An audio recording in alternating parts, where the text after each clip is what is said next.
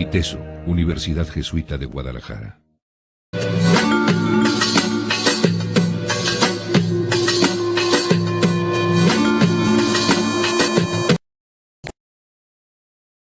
Es fomentar la construcción de audiencias críticas en la comunidad universitaria, que es parte de este proyecto y de estos paneles. Establecer un diálogo con los medios de comunicación para mejorar sus prácticas de producción. Es la producción de formas creativas para la publicación de las labores del Observatorio de Medios. Todo esto encaminado a la defensa del derecho a la información. Y como parte de este proyecto, pues, le vamos a dar inicio presentando a Cristina Romo Gil, que es profesora numeraria y emérita del ITESO y miembro de la Asociación Mexicana de Derecho a la Información, AMEDI. Tenemos también a Graciela Bernardo Aiza, profesora de la Licenciatura de Ciencias de la Comunicación y también miembro de la AMEDI. También está mi compañera aquí, Mónica Melissa Esparza Montaño, y ella es mi compañera en el proyecto de formación de audiencias críticas, y a Manuel Soto, que es investigador en Cuida Observatorio de Medios. Lo que vamos a presentar a continuación, lo va a presentar Manuel, es un reporte, una exposición sobre un reporte de investigación que se generó a partir del monitoreo y la observación de lo que fueron las violaciones a la ley electoral en el periodo de precampañas. Bueno, entonces comenzaremos a contextualizar un poco el informe. El nombre del informe es Documentación de violaciones a la ley electoral en materia de comunicación durante el proceso electoral local de 2012. Quienes elaboramos este informe fue Guadalupe Foronda, Alejandra González Macías, su servidor Manuel Soto y Adrián Strauss. El objetivo que nosotros nos planteamos para este informe es que como Observatorio de Medios queremos verificar que se cumplan las reglas del nuevo sistema de comunicación política y en caso de encontrar violaciones a la ley, documentarlas. Las preguntas de investigación que utilizamos para elaborar este informe son 4. La primera es: ¿qué violaciones a la legislación electoral en materia de radio, televisión y comunicación política en espacios públicos ocurrieron durante la pre-campaña y campaña electoral a gobernador del estado de Jalisco en 2012? También, ¿cuáles son las características de las denuncias presentadas por los ciudadanos, candidatos o partidos políticos ante el IFE y el IEPCJ por presuntas violaciones a la legislación electoral en materia de radio, televisión y comunicación política en espacios? Otra pregunta es: ¿cuáles son las características de las resoluciones emitidas por parte del IFE y el IEPCJ por violaciones a la legislación electoral en materia de radio, televisión y comunicación política en espacios públicos? Finalmente tenemos: ¿qué violaciones a la legislación electoral en materia de radio y televisión y comunicación política en espacios públicos no denunciadas y no sancionadas ocurrieron en programas de radio y televisión, que esto comprende los informativos, entretenimiento, ficción o publicitario de la zona metropolitana de Guadalajara durante la pre-campaña y campaña electoral a gobernador del estado de Jalisco en 2012? Nosotros hicimos una observación del periodo enero-marzo de 2012 y documentamos 4 casos, a los cuales llamamos el caso Fernando Guzmán, el caso Enrique Alfaro, el caso IEPC y encuestas y el caso Afiche PRI Guerra Sucia. Comenzaremos presentando un poco el caso de Fernando Guzmán. Si pueden ver ahí en la imagen, se está presentando el espectacular, que es la causa de esta violación. La violación es que se presentó este espectacular en el tren ligero línea 1 en la estación Juárez y Unidad Deportiva. Se consideró como actos anticipados de campaña acorde al artículo 447, fracción 5, y al artículo 449, fracción 1 del CPCEJ, y por colocación de propaganda en equipamiento urbano acorde al artículo 263, párrafo 1, fracción 1. Los argumentos que presentó el señor Fernando Guzmán fue que el espectacular no estaba colocado en equipamiento urbano, puesto que este fue fruto de un contrato de arrendamiento con una empresa, y que obviamente no se trataba de actos anticipados de campaña, puesto que el anuncio iba solamente dirigido a militantes del Partido Acción Nacional. En la resolución que presenta el IEPCJ se desestimaron las acusaciones de actos anticipados de campaña, puesto que se trataba de propaganda para conseguir el respaldo, como ya les dije, de afiliados y simpatizantes del PAN solamente. La acusación de poner propaganda en equipamiento urbano, el Consejo encontró responsable a Fernando Guzmán, puesto que aun cuando sí celebró el contrato con ISA Corporativo que vendría siendo la empresa dueña de esto, bueno, no dueña, para quien se le arrendó el servicio, no se podía hacer, puesto que la concesión se la dio Citeur y Citeur tenía una cláusula que esos espacios no se podían utilizar para fines, o sea, para mensajes que pudieran tener carácter político partidista. Después de esto, Fernando Guzmán hace una impugna ante el tribunal y es cuando consigue, digamos, la apelación. Se presenta el recurso de apelación ante el Tribunal Electoral de Jalisco. El tribunal resuelve que era improcedente la sentencia por parte del Consejo General del IEPCJ, puesto que se dice que no se argumentó suficiente ni se investigó suficiente el caso para que la resolución fuera propia, por lo cual se ordenó la reinstalación del espectacular y hasta el día de hoy todavía no se encuentra visible en la página del Trejal la resolución de este. Ahora pasaremos al caso de Enrique Alfaro. Más o menos este caso tiene que ver con calcomanías. Las calcomanías son muy parecidas a ese letrero que aparece ahí. La única diferencia es que Alfaro, en lugar de estar en negro, está en blanco. Y pues la situación es que fue amonestado el 7 de marzo con una decisión unánime por parte del Consejo General del IEPCJ en sesión extraordinaria. Se resolvió que, en efecto, esta persona, Enrique Alfaro, había hecho propaganda proselitista en el Distrito 2. Los hechos fueron que se encontró una calcomanía de él pegada en lo que vendría a ser un poste de la Comisión Federal de Electricidad y otra calcomanía pegada en un poste que es propiedad del Ayuntamiento de Lagos de Moreno. Se encuentran violaciones al artículo 449, párrafo 1, fracción 8 y al artículo 263, párrafo 1, fracción 1 y 4. Ahora hablaremos un poco del caso IEPC y encuestas.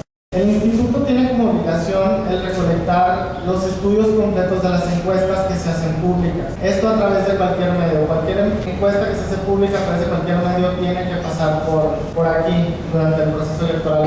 Son encuestas y esta obligación se encuentra dispuesta en el artículo 204, párrafo 5 del Código Electoral y Constitucional del Estado. Aún así existe un reglamento especial para estudios de opinión, encuestas, sondeos, etcétera, por parte del IEPC que define el procedimiento para poder llevar a dichas actividades. Primero que nada se tiene que presentar la solicitud y que ésta sea aprobada por el secretario. Se debe presentar la información definida en el artículo 4 y seguir con los criterios generales de carácter científico definidos en el artículo. El IEPC debería contar con los estudios completos de todas las encuestas, estudios de opinión y sondeos que se han publicado hasta el día de hoy. Para poder corroborar el incumplimiento de esta situación, se solicitó a través de la unidad de transparencia del IEPC por parte del Departamento de Estudios Socioculturales esta información y se respondió con que no se tenía disponible. Entonces luego entra lo que vendrá siendo el artículo 7, párrafo 2 del reglamento especial de sondeos y encuestas. Lo importante de esto es que el Consejo tiene la obligación para determinar la revocación de la autorización de aquellas personas físicas o jurídicas que incumplan con la establecido en el presente reglamento. Esto significa que, con base en el análisis que se tiene de la encuesta,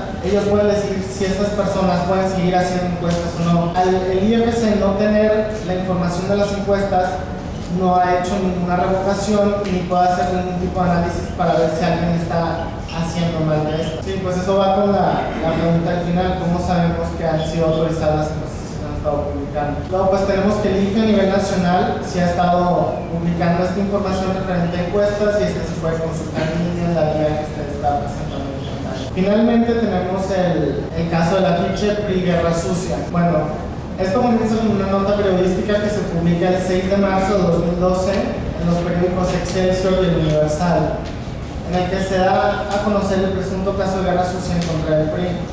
Aparece ese afiche que se supone se encuentra colocado en la ciudad de Guadalajara, igual que en el Distrito Federal, y se hace como pensar que esos son afiches pagados por el Partido el Revolucionario Institucional, pero en realidad no es así. Lo complicado de este caso es que se puede apreciar en el afiche el logo del PRI, el eslogan actual que están manejando y también la página web del partido. El PRI menciona después que le gustaría tomar acción legal para que se identifiquen a los responsables.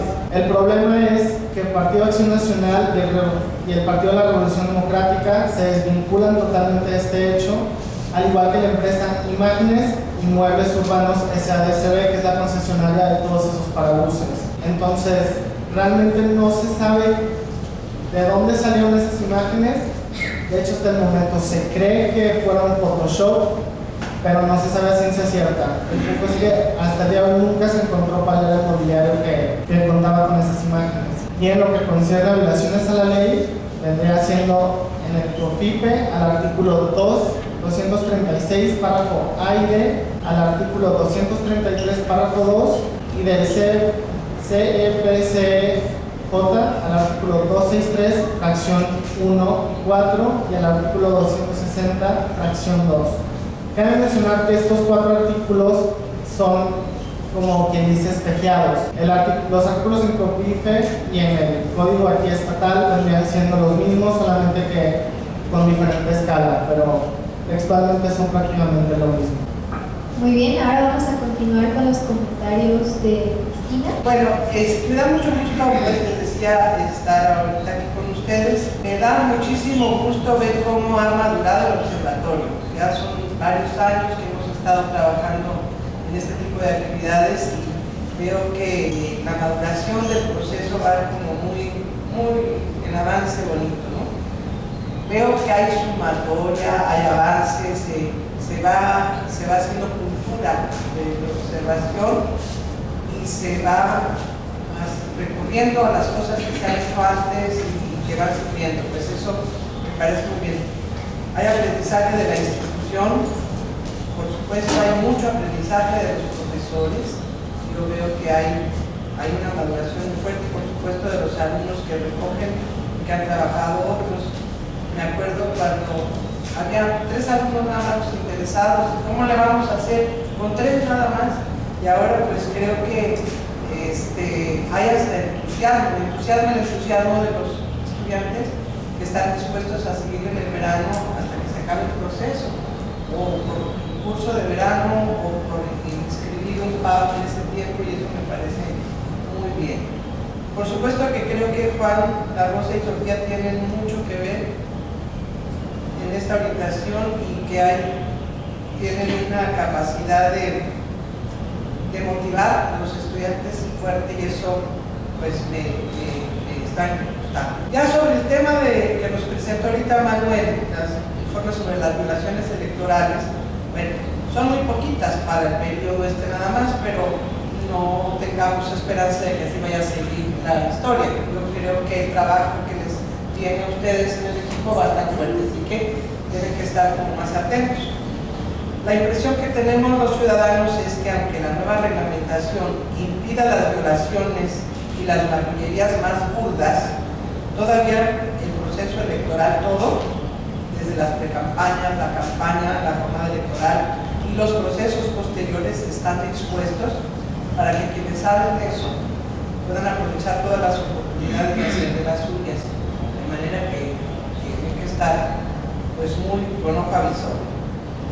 En la cultura de impunidad que reina en este país, es muy posible imaginar o suponer que las violaciones a la ley en materia electoral se realizan intencionalmente para conseguir el escándalo consecuente que se traduce en propaganda y mayor conocimiento de los candidatos. Aunque el hecho no sea demasiado riesgoso, como colocar una calcomanía en un poste, el riesgo pues vale la pena. Se le amonesta, pero ya salió el periódico y aparece nuevamente el nombre del candidato. El proyecto que estamos comentando ahora me parece que está muy bien planteado, según muestra este informe. El mismo da cuenta de esos 4 casos que se analizan desde la perspectiva de la reglamentación electoral. Sin embargo, parece ser que ante cada violación electoral en tiempos de campaña, habría que consignar también las violaciones a otras leyes. Es decir, no solamente conociendo el código y sobre esas reglas, porque hay otras violaciones que también ocurren cuando estamos analizando una. Por ejemplo, en el caso de Fernando Guzmán, hay también otra ley violentada, la de transparencia, por parte del Tribunal Electoral de Jalisco porque no les ha entregado a los solicitantes la sentencia que por serlo ya es pública. Vamos a entender y aceptar que cuando esté el proceso tienen ellos sus argumentos para decir que no, que todavía es reservada, pero cuando ya hay una sentencia, la sentencia por el mero hecho de serlo ya puede ser pública y ya puede ser entregada, ¿no? El grupo formado por Abril Rayas y Jimena Rivera puede aportar otra violación a la ley. El Instituto Electoral de Participación Ciudadana en Jalisco no les ha dado la información completa sobre la base de datos del monitoreo que ellos encargaron a una empresa.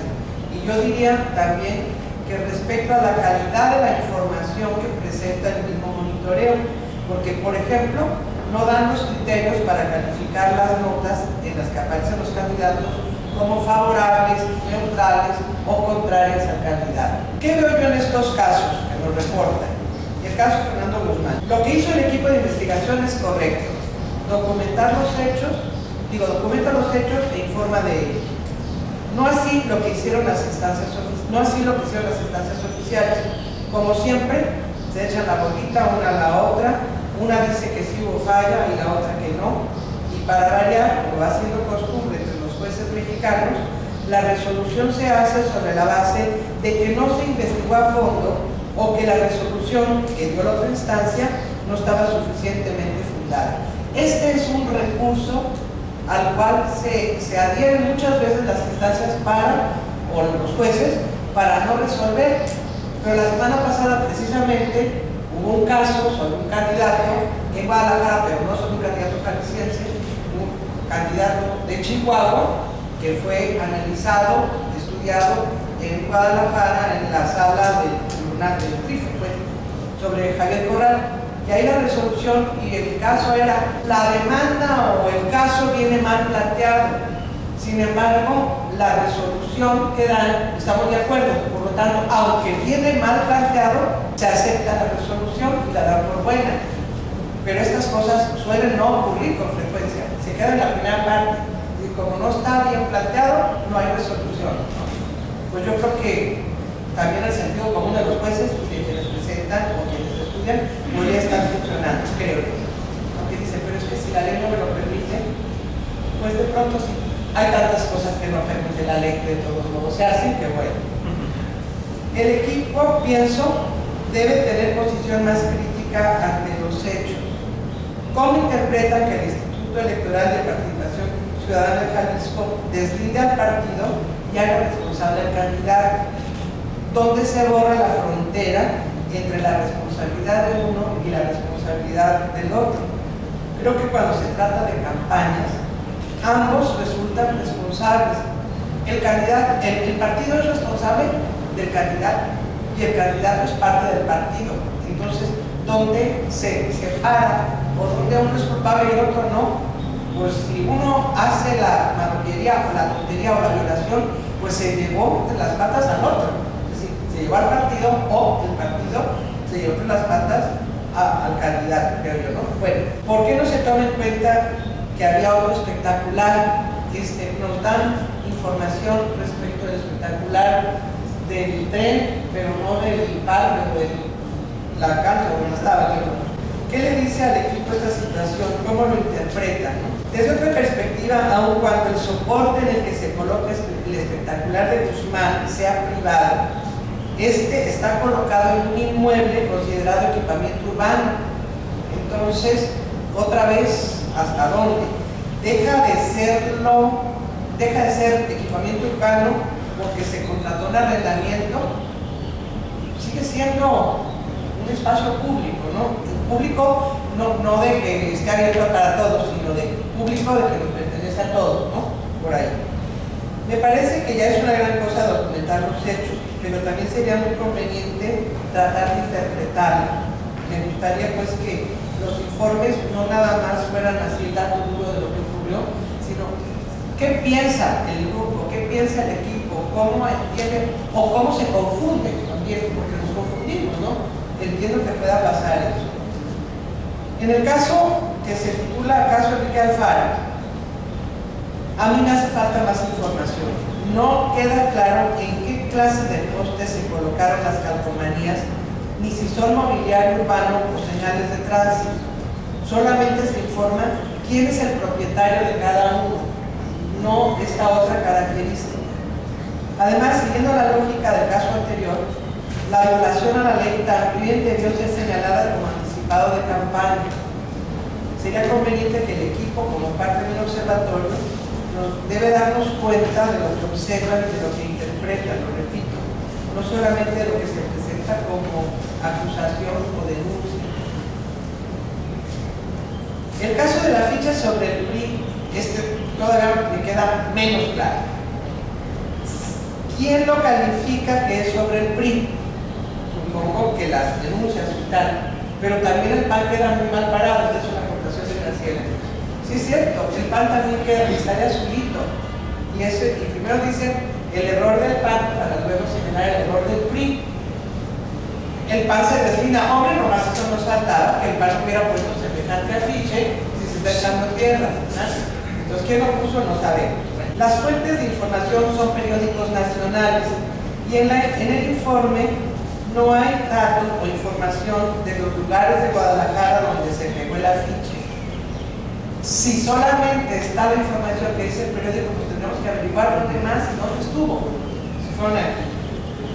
Aparte, no se refiere a las campañas locales, que es el tema o el objeto del observatorio del CUIC, pues del que estamos trabajando, porque si incorporamos pues tendremos que incorporar otras fallas, otras violaciones que se han hecho pues en lo nacional, ¿no? Aquí me gustaría que se hiciera una reflexión sobre lo que significa el término guerra sucia. Hace unos días comentaba con unos adolescentes sorprendidos porque en las redes sociales circulaba la información de que Peña Nieto no cumplió las promesas de campaña y se preguntaban si era legal hacer eso. Encaminamos la discusión para ver si había calumnia o si solamente había descripción de hecho. La primera, la calumnia, puede entrar claramente en el terreno de intenciones maliciosas. En cambio, la descripción de hechos constatables puede ser calificada de difamación, pero no de calumnia. Hablar con la verdad es denigrar. Entonces, no podemos señalar los errores de los gobernantes. ¿Qué de esto puede llamarse guerra sucia? No tengo yo claro tampoco, no crean que lo digo porque, la neta, guerra sucia es esto. No sé dónde está pues, la frontera por ahí. Respecto del caso del Instituto Electoral de Participación Ciudadana y las encuestas, me parece que evidentemente el instituto está sobrepasado. Tenemos constancia en otro grupo que les decía que no conocen bien la reglamentación y no tienen claro hasta dónde llegan sus atribuciones. No han sabido llegarse la información a que tienen derecho y obligación de hacer pública.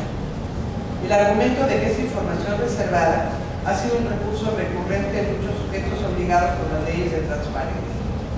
Ante esta situación y otras que han aparecido en el proceso de trabajo del Observatorio del CUIC, habría que instalar otro grupo que haga un seguimiento más estrecho del instituto, que aparentemente está dejando que desear, y yo creo que valdría la pena, ¿no? Por ejemplo, en los últimos días hemos leído en la prensa que la instalación de las urnas electrónicas, que no han sido suficientemente ensayadas, se ha hecho en distritos en los que ya se prevé que puede haber problemas por la presencia del crimen organizado.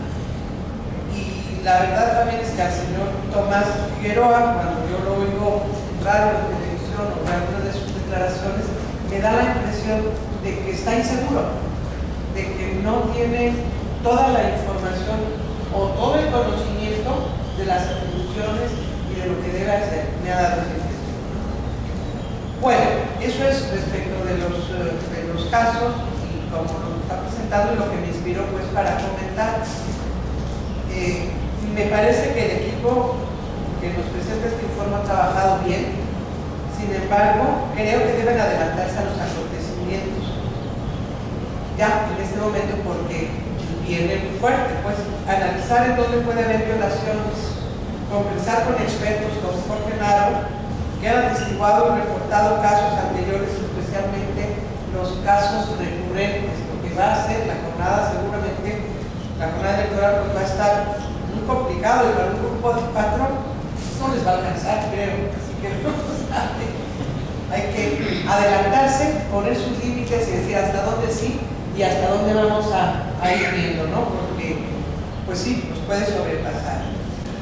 Una cosa que ya se anda oyendo por aquí, por ejemplo, es que todos los espacios posibles en radio y televisión en esta ciudad están ya vendidos a los candidatos por los partidos. Me pregunto, y ojalá se lo pregunten ustedes, ¿cómo? ¿Con qué dinero? ¿Cómo justificarán el gasto? Se trata de donaciones de particulares a quien no hay que presentarles cuentas. Los medios no ingresan esos recursos a su contabilidad.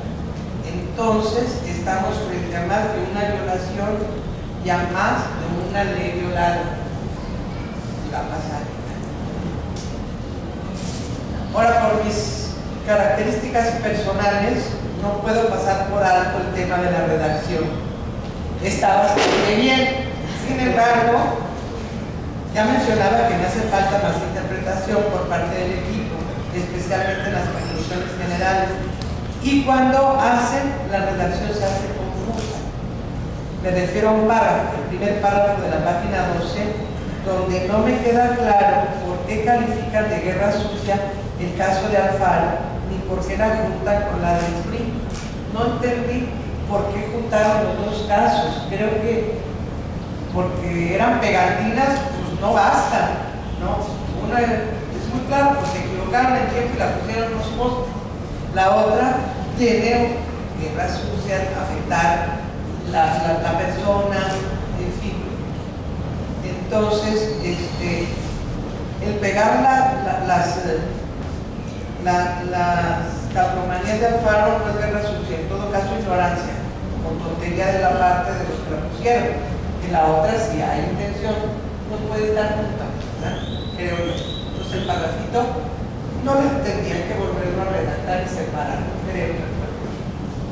Y una indicación de profesora de redacción.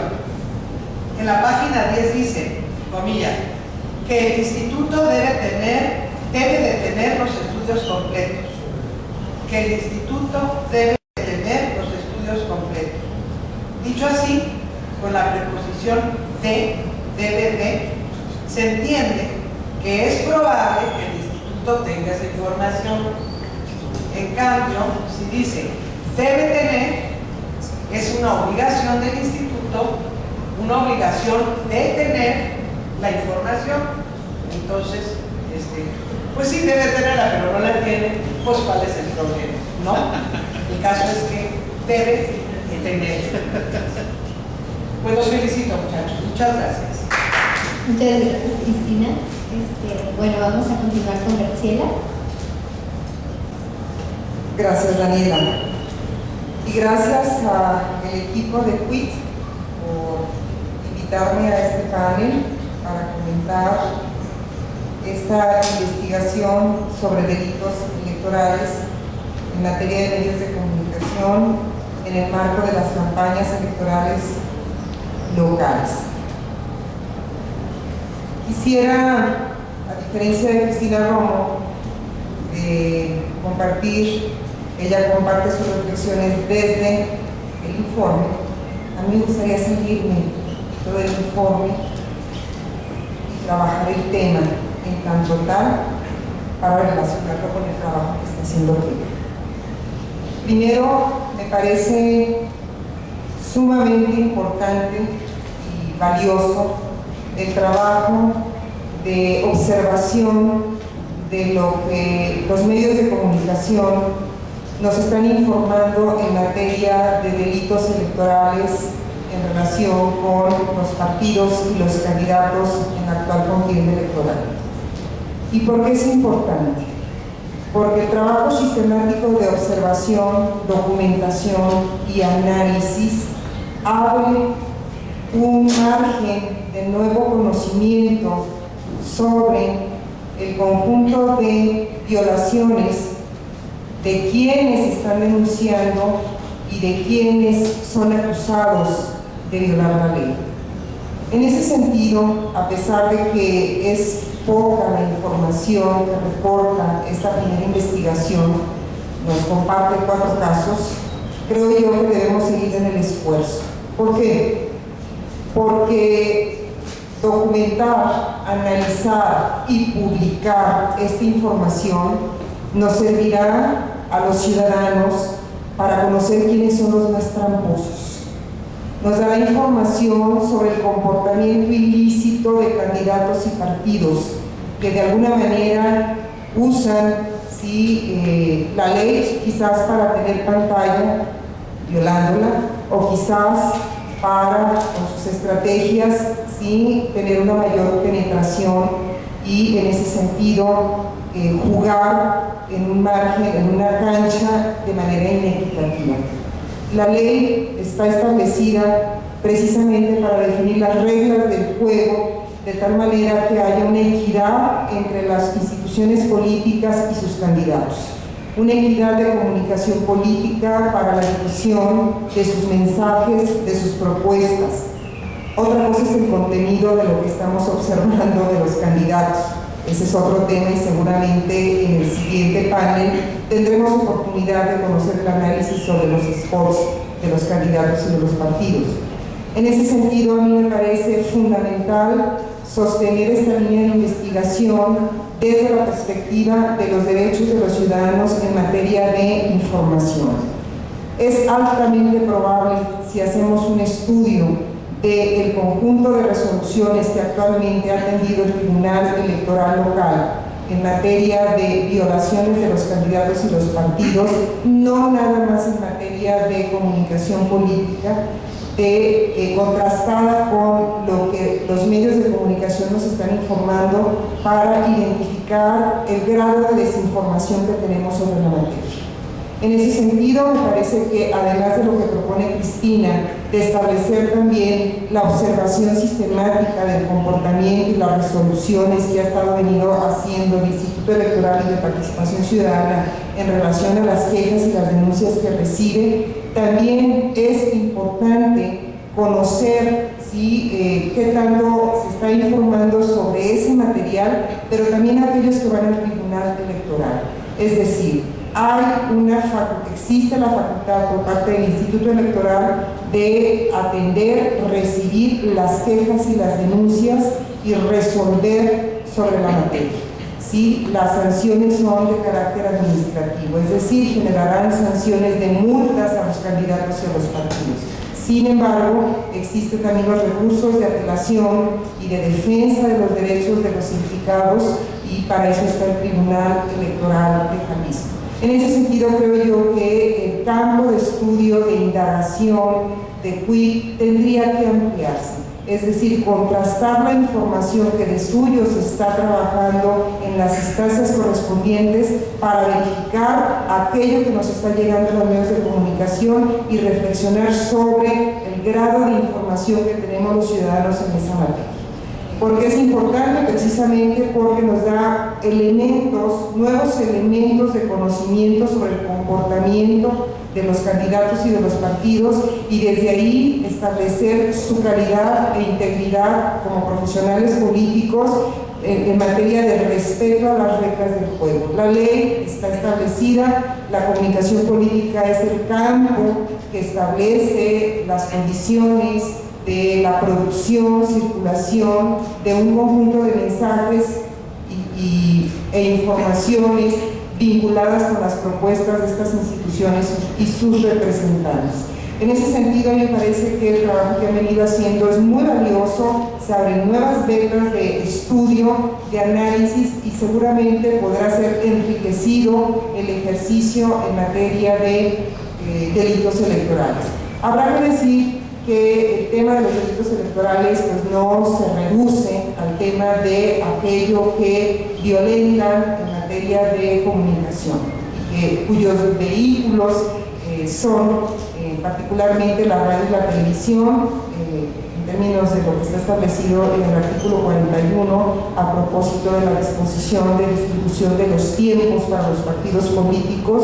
La misma ley electoral federal da la pauta para lo que está establecido en el Código Electoral local. Son 30% repartidos de manera equitativa para todos los partidos y 70% repartidos en función de los resultados obtenidos en la última elección, que en este caso fue el 2009.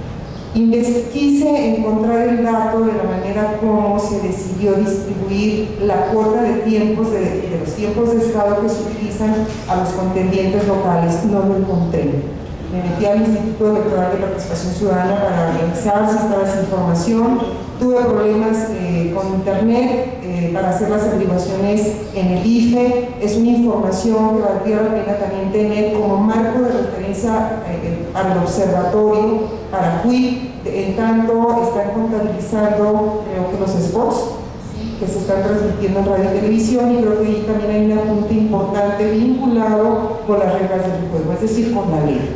Bueno, entonces en ese sentido, pues yo aplaudo, yo reconozco y creo que hay que abrir cancha para dar un paso más en términos de análisis y de conocimiento, y que la difusión de los resultados de estos ejercicios sirva no nada más a la construcción de audiencias críticas, sino a la formación, a la constitución, a la construcción de una ciudadanía informada, participativa, y que tengamos más elementos a la hora de decidir nuestro voto el próximo 1 de julio. Bueno, esto en relación con lo que yo encuentro de posibilidades en relación con el tema de delitos electorales. Habría que hacer algún conjunto de consideraciones que le pueden dar, creo yo, un sentido muy pleno al trabajo que se ha venido realizando en los diferentes proyectos de investigación de este semestre de CUIP, análisis crítico de medios. Y me parece que este marco jurídico tiene mucho sentido tomarlo en cuenta como referente para la defensa de nuestros derechos ciudadanos y de nuestros derechos a saber. Desde ahí no hay que perder de vista, mis alumnos de comunicación lo pueden saber, he tratado de que se acerquen, que se sientan cercanos, familiarizados con el texto constitucional. No es menor que ahora en el artículo 1, en el título sobre derechos humanos y garantías individuales, estén reconocidos como derechos fundamentales nuestro derecho a creer, a opinar, a expresarnos. Eso luego se traduce en el sexto constitucional, en donde está la libertad de expresión como un derecho fundamental de todos los ciudadanos. Por supuesto, los políticos, los candidatos, todos, ¿sí? Tenemos derecho a usar diferentes medios para hacer llegar nuestras opiniones, nuestras creencias, nuestras apuestas, nuestros sueños, y creo yo que también hay que poner mucha atención a la relevancia que tuvo la reforma electoral del 2007-2008. Ya se tiene un rango constitucional el derecho de réplica. La lectura que muchos hacen sobre el derecho de réplica es que solamente es para aquellos personajes públicos y que tienen acceso a los medios o que están en el debate, en la escena, en la arena. Es un derecho de todos, efectivamente. El derecho todavía no está reglamentado, no tenemos ley, pero sí le da cabida a una interacción más robusta, más fincada en el debate político en el que nos encontramos actualmente. Es decir, la posibilidad de conocer, escuchar la defensa, ¿sí?, de personajes, de ciudadanos, de políticos, de académicos, en torno a sus opiniones, o en torno a una discrepancia de algo que se dijo sobre esa persona. Frente a eso, creo que habrá que relacionarlo también con el derecho a la información y desde ahí traducir que estos derechos fundamentales son parte importante de la definición de las reglas del juego de la comunicación política que derivó, digamos, de esta reforma electoral del 2007. Frente a estas nuevas reglas del juego de la comunicación política, tenemos que observar también otro conjunto de componentes que están ahí, metidos y que tienen que ver con la manera como se definieron el acceso de los partidos políticos, el acceso de los partidos políticos locales, ¿sí? Y sus representantes en la radio y la televisión. A mí me hace falta esa información para luego contrastarla y calibrarla con las sumatorias que realicen los estudiantes en el análisis de la transmisión de los spots que se hicieron en la televisión local y en la radio local, pero articulado a esas reglas de juego para luego tener una manera de contrastarlos y llegar a una primera interpretación que nos lleve a la conclusión o no de si se están respetando esas reglas del juego o hay, como dice Cristina Romo, la posibilidad, y es altamente probable que así ocurra, de un conjunto de artimañas subterráneas, oscuras, de conveniencia entre medios concesionados e instituciones políticas. En ese sentido, me gustaría como considerar la complejidad del tema e ir más allá, es decir, proponernos como observatorio, como estudiantes, como profesores, dar pasos, ir más allá, no quedarnos nada más con lo que los medios de comunicación nos están ofreciendo. Tenemos otras fuentes de información, hay un marco y creo que la triangulación de estos componentes, además de lo que nos llega, nos va a dar elementos para reconocer cómo se está dando esta dinámica y con qué grados de diferenciación y de pesos están jugando los candidatos y sus partidos. En ese sentido, pues, creo yo que el marco del derecho es un marco, no es simple, no todos conocemos nuestros derechos, hay que como vivirlos, sentirlos, ejercerlos, pero en tanto vayamos adentrándonos, vamos a ir ganando en conocimiento para la defensa, sobre todo nuestro derecho a saber. ¿Sí? Estamos sabiendo muy poco sobre las propuestas de los candidatos locales, no está llegando información. Pareciera que Fernando Guzmán está como mudo. Tenemos más información de Alfaro, ¿sí? Garza está como en el limbo, moviéndose de una manera muy extraña. Es decir, desde los medios de comunicación, ¿qué está pasando? ¿Qué información llega? ¿Sí? Más allá de la cuota que tienen que usar para efectos de la transmisión de sus mensajes políticos. Entonces, frente a esto, pues yo felicito al grupo, me siento muy contenta también como Cristina porque vimos nacer lo que fue en su origen el censo de medios ya hace muchos años, ¿verdad, Juan Rosa? Muchos, pero el que persevera alcanza, y creo que aquí se están viendo frutos muy valiosos que espero se sigan madurando y que podamos saborear en tanto mostremos nuestra capacidad de producción de conocimiento, pero que salga, que incida y que sirva como herramienta en la toma de decisiones, en este caso de los jaliscienses, el 1 de julio. Gracias. Gracias, Graciela. Bueno, vamos a continuar. Manuel va a responder algunas de las preguntas que le formularon a él y a su equipo de investigación. Bueno, a mí me gustaría responderle un poco de las dudas que tenía Cristina.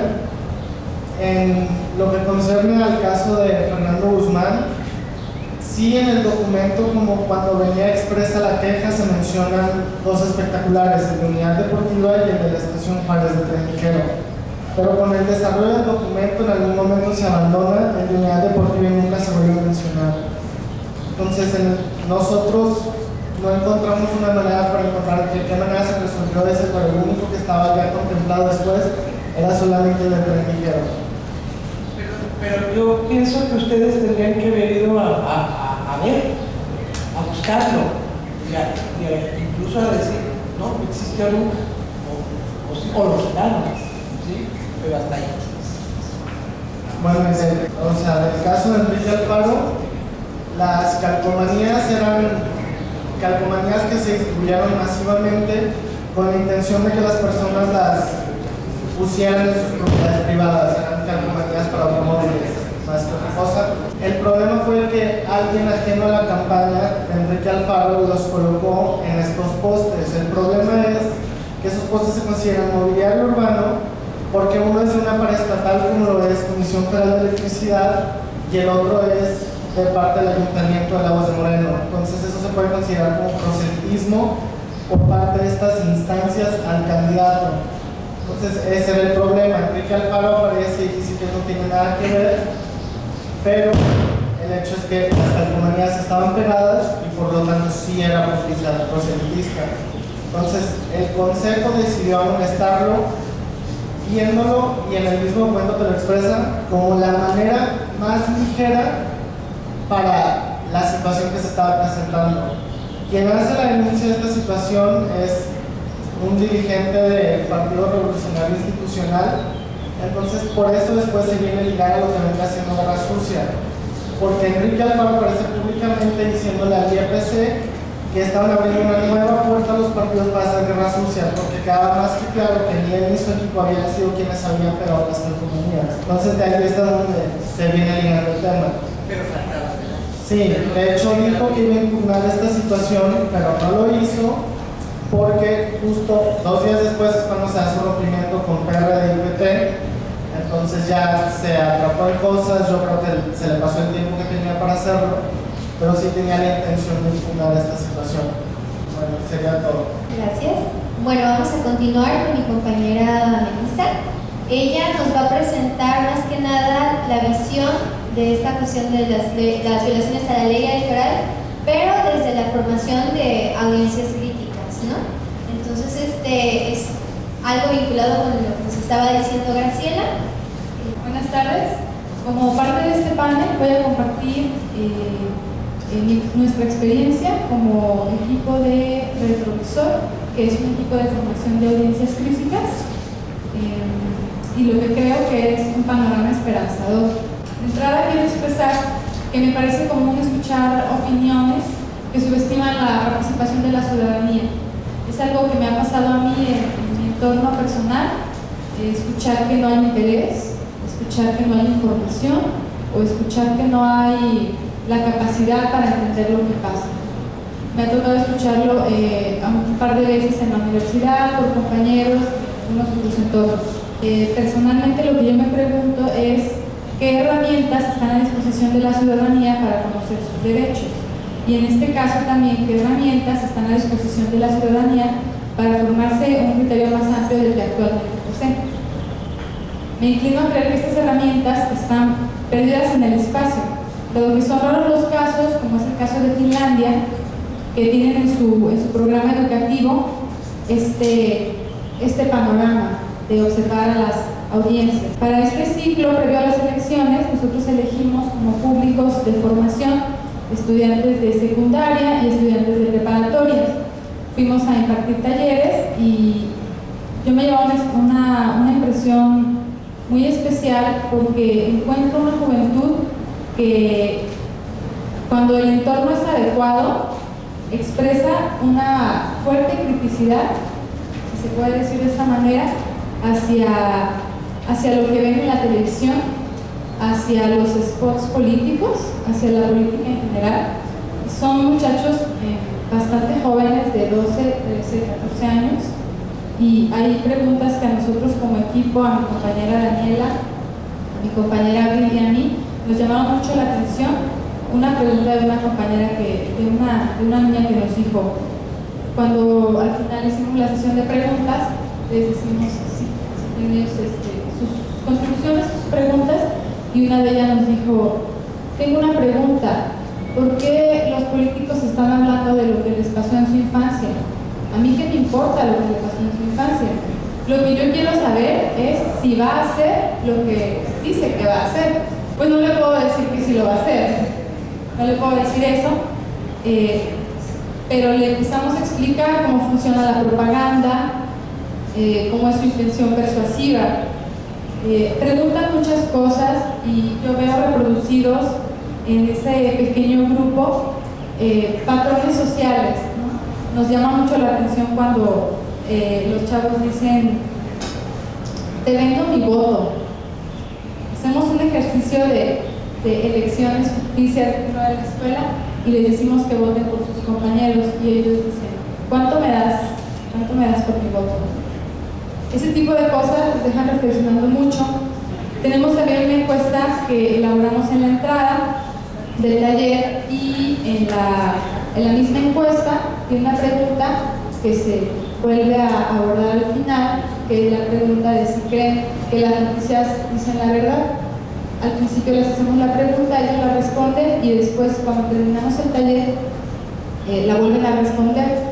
Todavía no tenemos las estadísticas porque estos cursos todavía se están llevando a cabo, no están terminados, las tendremos al final. Pero lo que sí hemos visto es que las opiniones cambian a veces radicalmente. Dicen ellos, sí creo lo que dicen las noticias y la televisión porque lo hacen mientras está ocurriendo o tienen evidencias, ¿no? Es como el discurso. Y a veces al final aparece, no es cierto, son unos mentirosos, y entonces yo me preocupo mucho porque no es mi intención que piensen que son unos mentirosos, pero lo que he encontrado más es la duda. Ellos se plantean la duda. Y a mí me ha gustado mucho encontrar eso en esos públicos. Ellos, el día de hoy estuvimos en una preparatoria, ellos hablan muchísimo sobre la política, conocen sus dudas, pero no conocen sus derechos. Cuando empezamos a hablar de eso y qué opinan sobre eso, pues se encuentran con este obstáculo que menciona Graciela, de no conocer el texto constitucional, de ser ajenos a él y además de sentir un poco de rechazo, ¿no? hacia eso. Y sin embargo, también expresan su criticidad hacia los spots, hacia los políticos. Y bueno, creo que cuando hablamos de la guerra sucia también, ellos para empezar, bueno, tampoco se creen lo que dicen los spots, tampoco les gustan y opinan que una de las niñas me dijo que ella prefería leer para informarse, pero que encontraba pocos lugares donde leer porque no tenía internet y no tenía computadora en su casa. Entonces, en este aspecto, bueno, yo me inclino también a creer que las estructuras forman parte de esta desinformación. Nosotros estamos más por la formación que por la información. Información hay en algunos espacios, pero creo que falta también esa formación de dudas, esa formación de cuestionamientos. Nosotros hemos encontrado un panorama alentador porque los muchachos se muestran en general muy receptivos al mensaje, se muestran muy agradecidos y bueno, creo que este trabajo del FUI es el que conecta esta parte que también menciona Graciela, ¿no? De que la gente pueda ser más allá de crítica. También me quedo con esa tarea de personalmente y me sigo preguntando, bueno, ¿cómo más allá de crítico? Me imagino que se refiere a moverse a las acciones personales para cambiar el panorama social y político. Considero también que la guerra sucia, y considero porque lo leí en este texto de medios de comunicación y la reforma electoral del 2007-2009, que ofrece herramientas para el análisis de la información. No creo, y también como comentabas tú, Cristina, que todos tenemos derecho a expresarnos, y entonces solo porque son campañas no podemos cuestionar a los candidatos o no podemos decir en qué estuvieron mal. Creo que la guerra sucia es algo todavía muy difuso, pero estaba leyendo en ese texto que existe una dificultad para relacionar realmente el impacto de esos mensajes en el electorado. Hay posturas muy diferentes, pero me gustó mucho encontrar que nos acordamos más de los mensajes negativos que de los mensajes positivos y que también pueden ser una herramienta para buscar más sobre esos candidatos, sobre esos señalamientos que se hacen y que nosotros le decimos guerra sucia para formarnos un perfil mejor de lo que está pasando, no solamente con los candidatos, pero también con los candidatos a la presidencia. Bueno, desde el público, ¿hay alguna pregunta, comentario? Tres cosas muy pequeñitas. Lo primero, las campañas están empezando apenas, no se han calentado.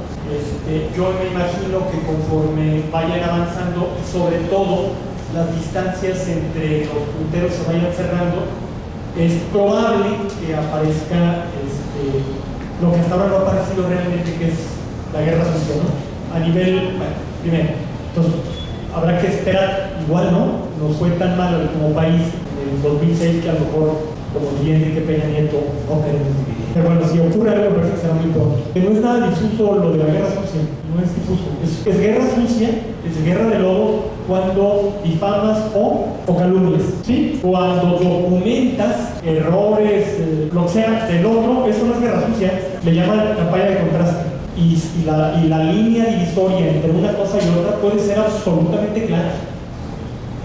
¿Sí? Puede ser absolutamente clara. Si el PAN a nivel nacional es capaz de documentar promesas no cumplidas de Enrique Peña Nieto, no está mintiendo, no está injuriando, no está difamando, no está calumniando, está diciendo cosas que no son cómodas para el otro. Entonces yo no lo veo tan difícil. Y tercero, se me ocurre que pudiera resultar interesante, casi como una especie de apéndice, cuando esto termine, a este capítulo relativo a los delitos electorales, colocar casi como apéndice lo que parece que va a ocurrir con los dos debates a la gubernatura del Estado de Jalisco. Yo no sé si es atribuible a desidia, negligencia o lo que sea de los consejeros del Instituto Electoral de Participación Ciudadana o a la actitud de las televisoras locales. El tema ahí es el derecho a la información. Resulta que en los dos debates que por ahí tienen que realizar tanto a nivel federal como aquí a nivel local, los candidatos a la gubernatura solo los van a transmitir dos canales que no tienen prácticamente audiencia, ¿no? El canal 7 del Gobierno del Estado, el Sistema de Radio y Televisión, y el canal de la Universidad de Guadalajara, que según entiendo ni siquiera tiene estudios de audiencia, no sabe a cuántos llega. Creo haber leído eso en unas declaraciones de Gabriel Torres, no sé, o sea, ni siquiera sabe cuál. Entonces, poca gente va a poder presenciar los dos debates que establezcan Alfaro, Aristóteles, etcétera, etcétera. Y tenemos derecho los jaliscienses a ver esos debates, y muchísimos jaliscienses no lo van a poder ver. Entonces ahí no es tema de que, insisto, de violación a alguna norma del Código Electoral del Estado de Jalisco, no, mientras los consejeros organicen los dos debates, están cumpliendo con la norma, pero ahí el tema me parece que es un tema mucho más complejo, es el derecho a la información de parte nuestra. Las televisoras, y digo, si alguien lo sabe, son ustedes, no son dueñas de la frecuencia, son concesionarios. Y entonces tienen la obligación, no legal, o a lo mejor sí legal, de transmitir esos debates.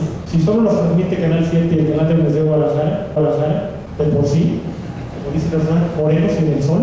Bueno, muchas gracias a todos por venir. Yo la pregunta que quisiera hacerles a todos los que están en la mesa es, personalmente, a mí una de las cosas que más me motiva a hacer el trabajo, pero que al mismo tiempo más me conmueve del país por la dificultad por la que está atravesando, es precisamente la falta de conocimiento de nuestra estructura jurídica y de conocimiento también de nuestros derechos, ¿no? Creo que es significativo el caso mexicano.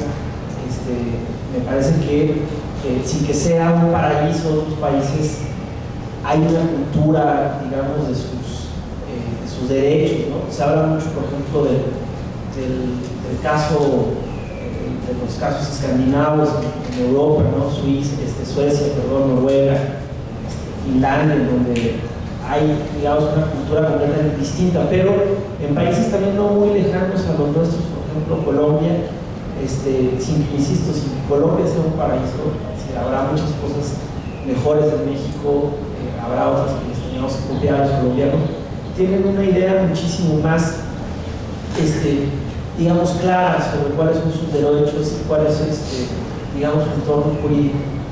Y esto lo digo porque yo todavía no he vislumbrado qué es lo que tendríamos que estar haciendo para fomentar esa cultura, y en este caso lo que nos convoca es el tema de la comunicación. Pero cómo fomentar, digo, porque al final de cuentas es algo, la pregunta con la que todos los días nos amanecemos en el observatorio, porque está en la visión, dice, todo esto será encaminado a la defensa del derecho a la información, y hemos hecho esa defensa desde muchas formas, desde cuestiones jurídicas hasta a través de la investigación, a través de la formación. Pero a mí sí me gustaría escuchar ideas de ustedes sobre cómo tendríamos que reeducarnos como sociedad, o cómo formar una cultura, sin que sea una cultura legalista, sino que realmente respetemos. Por ejemplo, en el caso de Suecia, a mí me llama mucho la atención que la ley de información está por encima de la Constitución. Es decir, toda la legislación sueca, los derechos parten de la libertad de pensamiento, de expresión, de comunicación de las personas. Ellos lo ven como que si eso no está, si eso no se cumple, todo lo demás automáticamente se destruye, ¿no? Y muchas veces en su andar cotidiano así ellos se resuelven y así ellos se expresan y así ellos lo defienden, ¿no? Está también el caso de la ley que quiere impulsar en Islandia que va a ser un paraíso de las comunicaciones como las Islas Caimán en cuestiones de dinero, como piensan hacer de Islandia un país en donde pueda haber cualquier tipo de información, reproducción. Es decir, ¿qué tendríamos que estar haciendo en México o en nuestro entorno por eso? Porque finalmente este asunto de que se rompen y se violan las leyes, pues es algo que vemos todos los días, ¿no? Por eso a lo mejor es tan impactante el video ese de los niños, con todo y la treta que marca. Pero luego de repente pasa que acabamos de ver que el presidente viola la Constitución y es una nota más como que Shakira va a dar un concierto en el Estadio Azteca, ¿no? A nadie le parece un escándalo que Felipe Calderón haya violado la Constitución enviando una comunicación con todo el poder del Estado que tiene y que podamos comer sin que se nos atragante el mercado, ¿no? Entonces es un poco ver qué es lo que ustedes opinan al respecto. Antes de la exhorto de Juan La Rosa, en el artículo 86 del Código Local, dice, en el numeral 3 dice: el Instituto dispondrá lo necesario para la producción técnica y difusión de los debates. Las señales de radio y televisión que el Instituto genere para este fin podrán ser utilizadas en vivo de forma gratuita por los concesionarios y permisionarios de radio y televisión. El Instituto realizará las gestiones necesarias a fin de propiciar la transmisión de los debates en el mayor número posible de estaciones y canales. Aquí está en la ley y si deciden eso, están en contra de la disposición de la ley correspondiente. Aquí hay un caso más para documentar, socializar y cuestionar y demandar nuestro derecho a escuchar a los candidatos a la gobernatura del Estado esta próxima semana.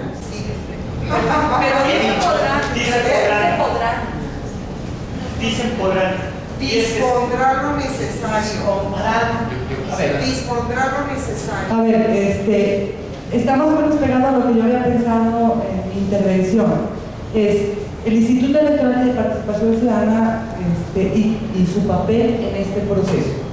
Digamos, una cosa tiene que ver con los debates electorales y lo que tiene que disponer y a lo que obliga a los concesionarios. El artículo que nos acabas de leer desde la no obliga a los concesionarios a transmitir, dice, podrán tomar la señal, pero no dice, están obligados a transmitir.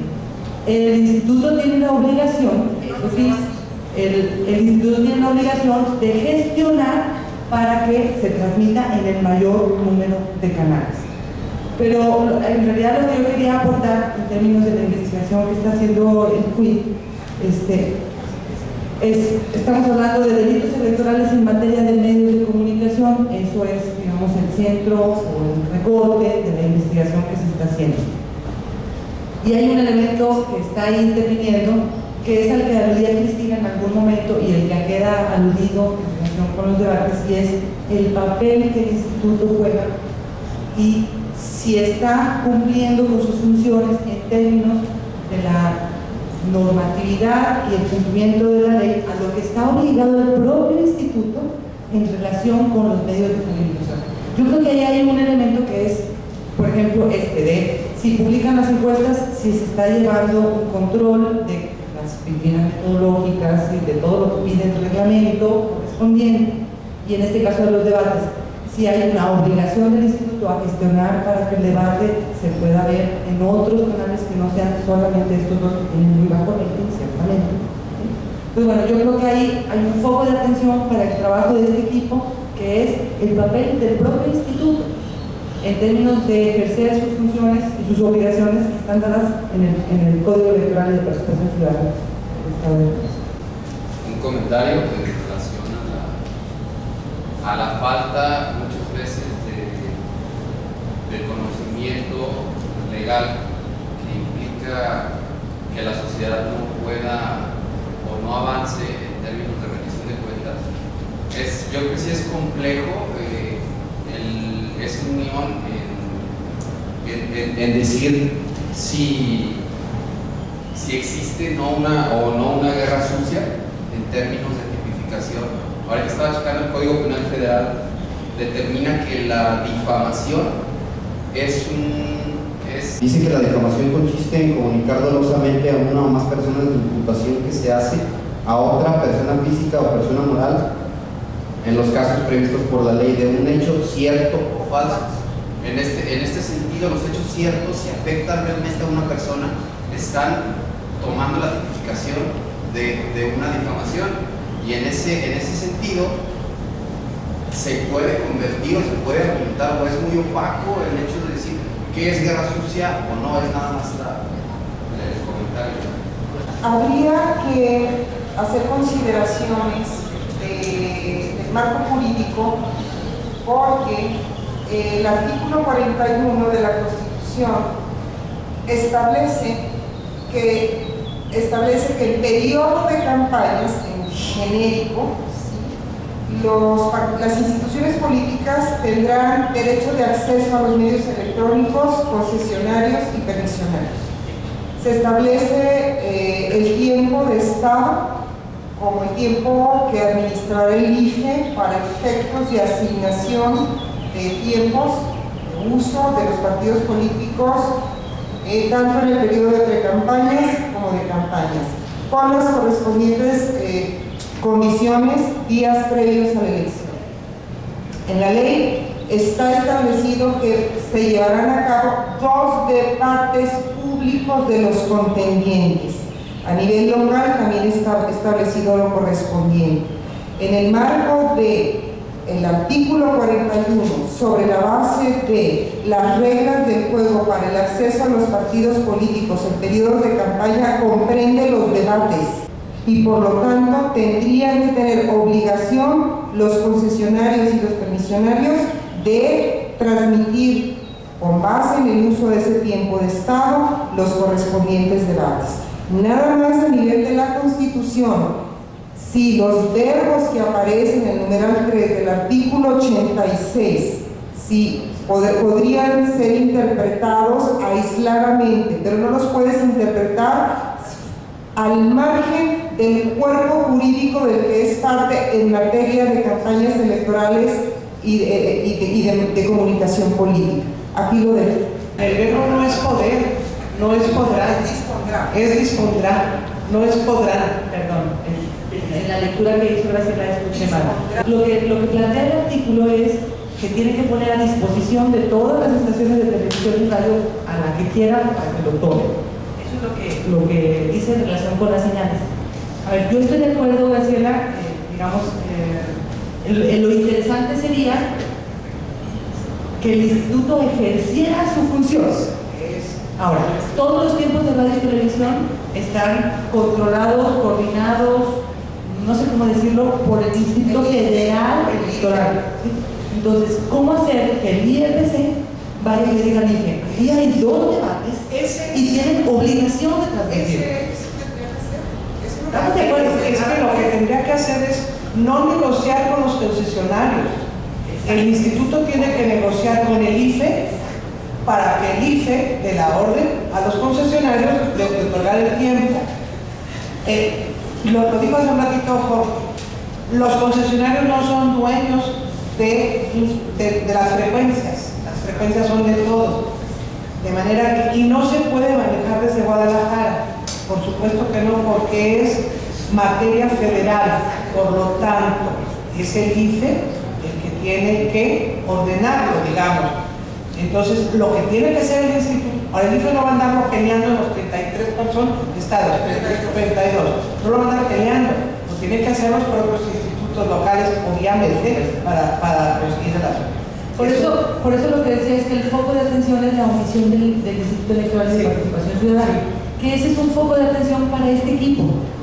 Es decir, ¿en qué cosas está siendo omiso el Instituto Electoral de Participación Ciudadana? Ese es un ejemplo, pero hay otros. El de las encuestas y el seguimiento de las metodológicas, el del monitoreo que tampoco está cumpliendo, etc. Es decir, creo que atender como un caso específico al propio Instituto Electoral es un tema para este equipo. La de Juan, sí, es que la de Juan está difícil de contestar. Yo no sé. Yo creo que tendríamos que estar luchando por que México sea un Estado de Derecho, que no lo es. Es un Estado de múltiples leyes. Es un Estado que tiene leyes y leyes y leyes y leyes, como no tienen otros países del mundo, ¿no? Otros estados. Este es lleno de leyes. Hay una desarmonía legislativa impresionante. Lo que dice una ley lo contradice otra, una de más allá lo movió, etc. Entonces, no hay ese trabajo y no hemos exigido a los legisladores que lo hagan. Yo no sé cómo se puede hacer eso, pero creo que tendríamos que trabajar porque en este país se cumplan las leyes. Pero como las leyes son incumplibles, pues no se cumplen. Y además siempre hay otra que te permite no cumplirla. No cumplir la otra, la que tienes que haber cumplido, por ahí creo yo. Y, por ejemplo, en materia de participación ciudadana, de representación ciudadana, etc., vamos expresamente para atrás. Conforme se avanza un poco en algo, inmediatamente aquello se echa a perder y entonces vamos para atrás. Simple y sencillamente la ley de transparencia. Habíamos avanzado, estaba funcionando, tenía problemas, sin duda, problemas menores comparado con lo que no sirve, entonces hay que hacer una nueva, se hace una ley de información pública y va para atrás, Se crean los organismos ciudadanos como el IFAI, como el ITEI, como las comisiones de derechos humanos, como el IFE, como el instituto, etcétera, en donde va a haber participación ciudadana.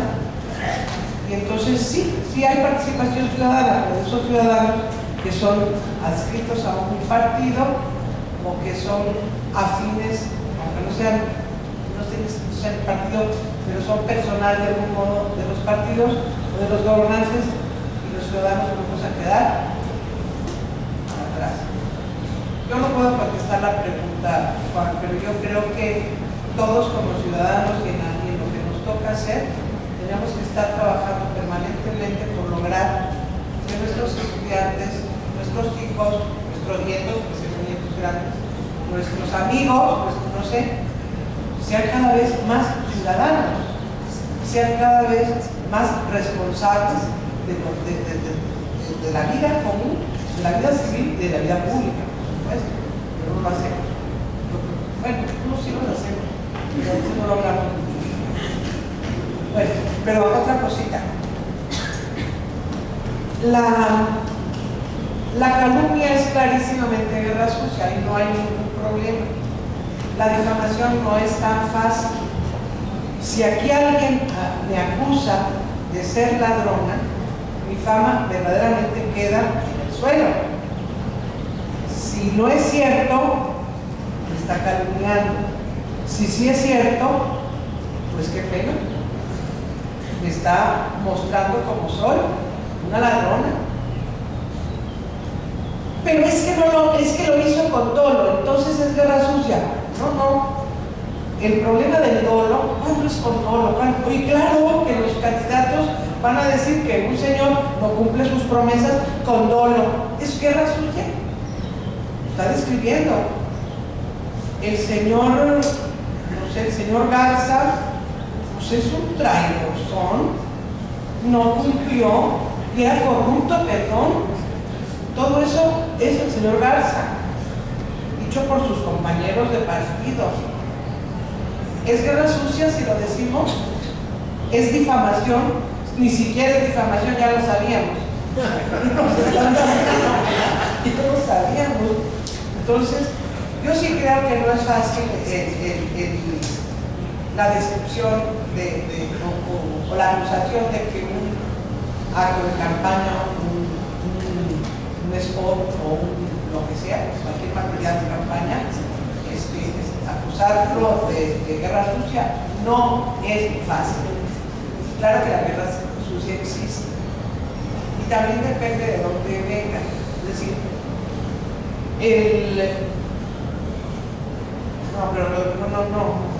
bueno, sí, no. Andrés Manuel es un peligro para México.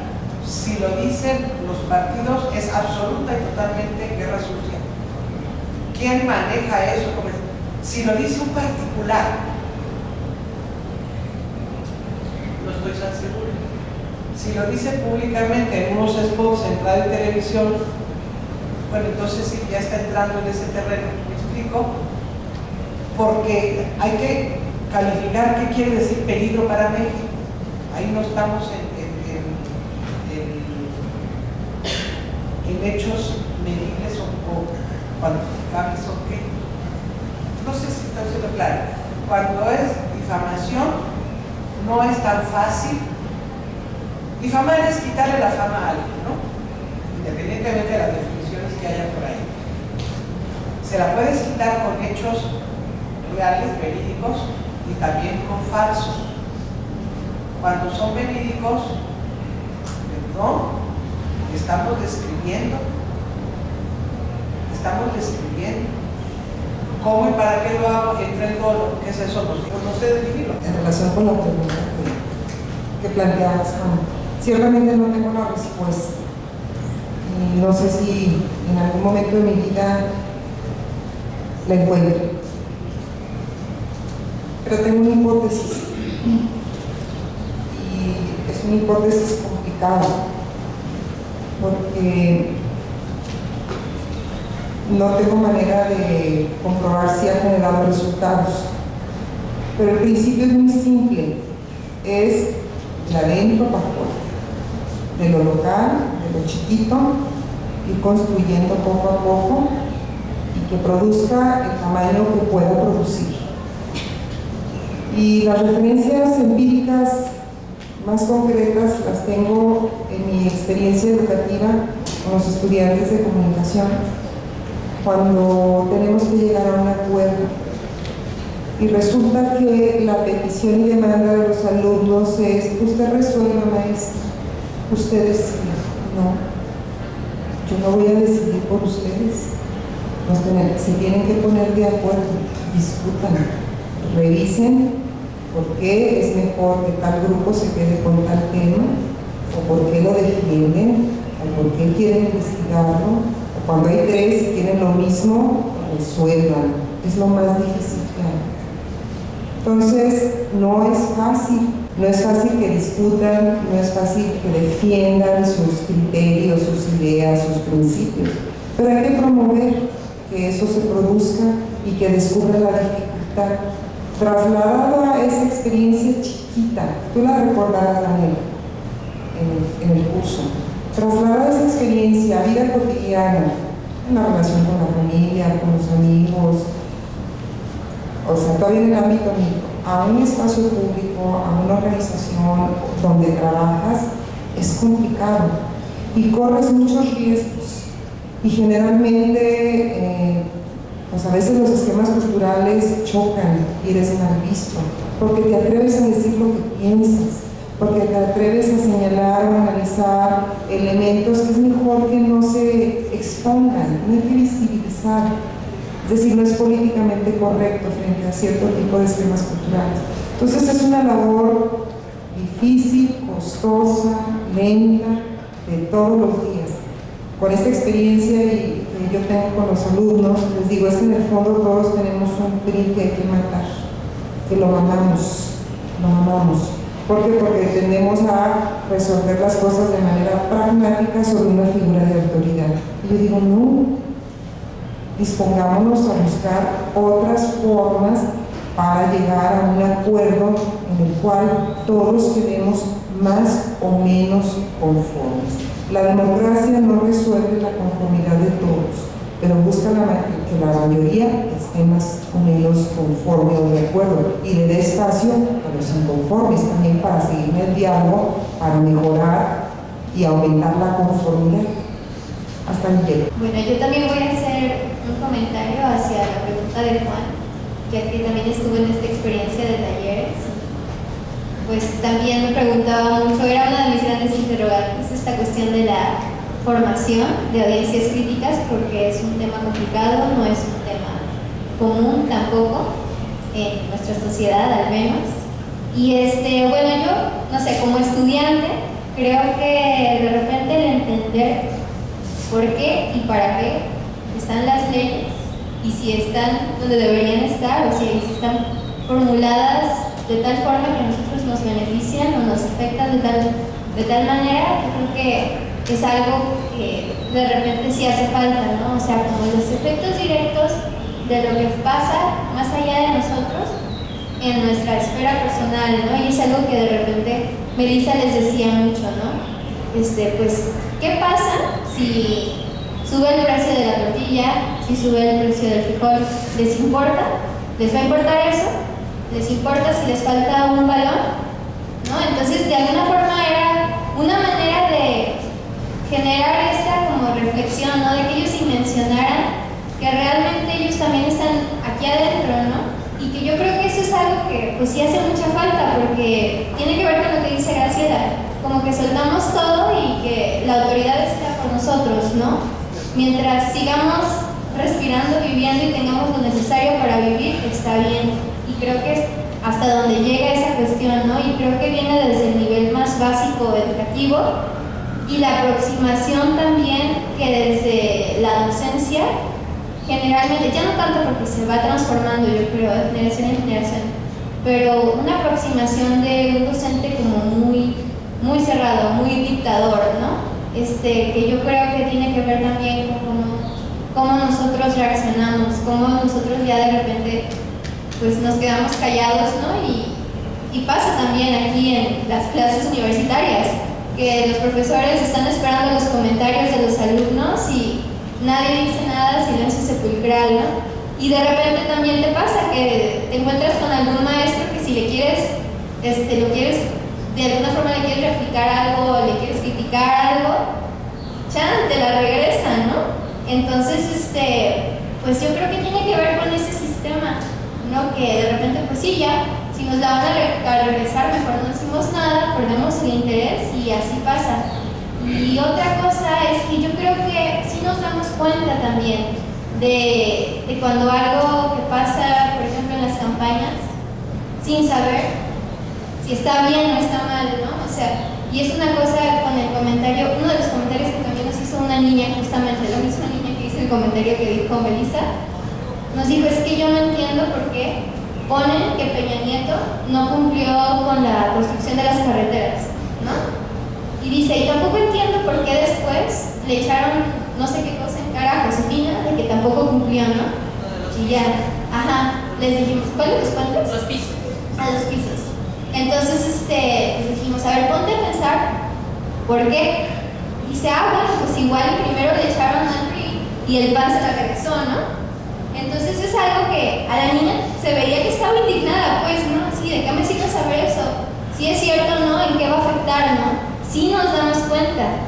La cosa ahí es, ¿qué va a pasar después de que nos damos cuenta, no? Y también una cosa que se reconoce claramente es la información que nos están dando, ¿no? Los spots, todo eso, su mercadotecnia emocional, pues sí, ¿qué nos aporta realmente, no? Es información, o sea, información que realmente a la que vale la pena entender, porque aparte pues nos aturden, ¿no?